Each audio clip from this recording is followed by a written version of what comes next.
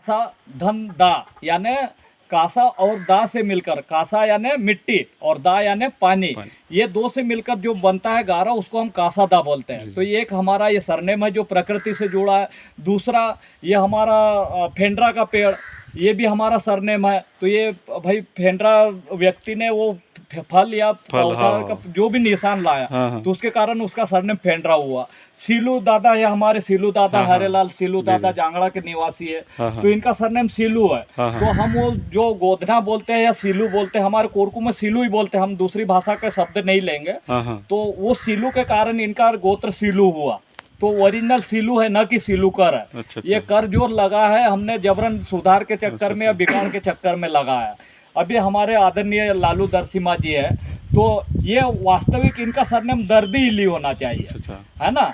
एक बेला होती है और वो खेत में उगते है, वो जंगल में, और उसका कंद निकलता है, तो वो कंद को हम खाते हैं। अच्छा। तो इसलिए उनका सरनेम दर्दी इली होता है। लेकिन वो दरसिम्हा लिख रहे हैं तो हमारे गोत्र में बहुत सारा त्रुटि हो गया है। और 7 लड़के और 7 लड़कियों का मिला के कुल 14 सरनेम होना चाहिए था। अच्छा। हमारे 50 सरनेम हो गए, उल्टे सीधे कुछ भी लिख रहा है। जैसे कोई चौहान लिख रहा, कोई तो अपना लिख रहा। कोरकू जाति में कितना सरनेम होता है भैया? मूल रूप से 14 14 14 ही होना चाहिए।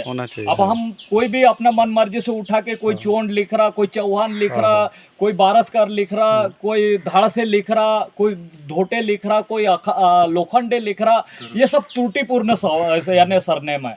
और ये गोती हमारे अपने कोरकू समाज में नहीं आते। अच्छा। तो इससे ये सिद्ध होता है कि भाई हम जो आज सुधार कर रहे हैं या बिगाड़ कर रहे हैं हमारे सरनेम में, तो इसमें भविष्य में ये आशंका है कि भाई हमारे एक ही गोती के लड़का लड़की आपस में शादी करेंगे, और हो भी रहे और वर्तमान में कर रहे हैं लोग।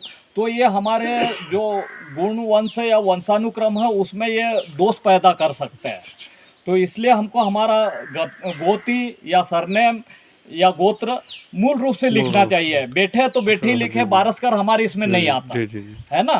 तो ओरिजिनल हमको यही रखना पड़ेगा। अब यहाँ पे एक और विशेष उत्पत्ति वाली बात है कि यहाँ पे कहू का पेड़ है। ये कहू का पेड़ है ना। ये कहू का पेड़ हमारी पूरे कोरकू समाज की माँ है ना। और गोंड समाज में साजड़ के पेड़ को उनकी माँ माना जाता है। तो साजड़ के पेड़ और कहू के पेड़ को हम माँ मौसी का पेड़ बोलते हैं। अच्छा। तो वैसे ही जैसा ये माँ मौसी के पेड़ है, वैसे ही हम गोंड और कोरकू समाज माँ मौसी के बेटे हैं। है ना। तो वो गोंड समाज के लोग भी बोलते हैं कि कोरकू की जैसा कहू गोरा है वैसा कोरकू समाज की माँ भी गोरी है। जी। है ना। तो वो ये भी मानते हैं कि भाई गोंड समाज के जैसे उनकी माँ काली है वैसे उनका कलर भी काला है। तो ये हमारे इसमें रंग है। और ये माँ एक है और फल यानी माँ 2 है और फल 1 है। इसका कहने का मतलब यह है कि झाड़ 2 प्रकार के, लेकिन इनका जो फल है चौधारी प्रकार का, वो एक ही प्रकार का। आप इसमें जज नहीं कर पाएंगे कि ये सूखने के बाद कि ये कहू का है, ये साजा। मतलब आपका कहने का मतलब ये है भैया कि जैसे वो पिता एक है वंशिज का, अपना कोरकू और गोंड का पिता एक है और माँ 2 है। हाँ, ये बिल्कुल सिद्ध होता है कि भाई हमारी माँ 2 थी और यानी माँ 2 थे और बाप एक था। है ना। तो उससे बच्चे पैदा हुए अलग अलग और वो फिर उत्पत्ति बढ़ते रहे। तो अच्छा भैया, ये कौन सा स्थान जगह में, क्षेत्र कौन सा स्थान में? उपतवाड़ा कहलाता है। और यहाँ पे कोरकू समाज का बर्रा साहेगवान गांव है, जो कि उनके आधिपत्य में होना चाहिए और उनको पूरा इसका अधिकार मिलना चाहिए, हक अधिकार मिलना चाहिए। वर्तमान में 22 नवंबर 2022 को हमारे मुख्यमंत्री ने ये पैसा कानून भी लागू किया है। तो इसमें कोई दूसरे लोगों का अधिकार नहीं होना चाहिए, हक नहीं जमाना चाहिए। जो यहाँ गांव के निवासी है उन्हीं का अधिकार। अच्छा भैया, मैं ये जानना चाह रहा था कि ये वीडियो के माध्यम से अपने सगा समाज कोरकू समाज समुदाय के लोगों को आप क्या संदेश देना चाहते हैं? इसमें आपका क्या सुझाव है? मेरा तो ये संदेश है कि भाई कोरकू समाज के लोग जागरूक हो और वो अपने धार्मिक स्थल की ओर बढ़े, अपने हक अधिकार को जाने और अपने अधिकार ले। अन्यथा हम तो फिर बंदर टाइप भगाए जा रहे हैं, सताए जा रहे हैं, शोषण और अत्याचार हो रहा है। हमको इससे बचना चाहिए।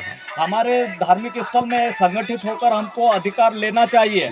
अन्य तो ये लोग हमको भगाने के चक्कर में तो भगा दिए कई लोगों को। हमारे यहाँ के जो पहले मैं जब छोटा था, यानी 5-6 साल से मैं यहाँ की यात्रा करते आ रहा हूँ। जी जी जी। तो मैं देखता था कि यहाँ पे हमारे कोरकू समाज के भूमिका बैठते थे। जी जी। और वो हमारे पिताजी आते थे तो उनसे बातचीत करते थे कोरकू भाषा में। जी जी। हमको ये पहचान है और याद है। और पूरे जगह में हमारे धार्मिक स्थल है, पूरे जिले में धार्मिक स्थल है, पर सब अतिक्रमण किए जा रहे लोग। तो हमारे समाज के लोग दूसरे की गुलामी कर रहे हैं और वो दूसरे की वाहवाही में करने लगे हुए हैं। चलो ठीक है भैया, अगला प्रश्न लेके आप सभी के बीच में जरूर आऊंगा। हाँ।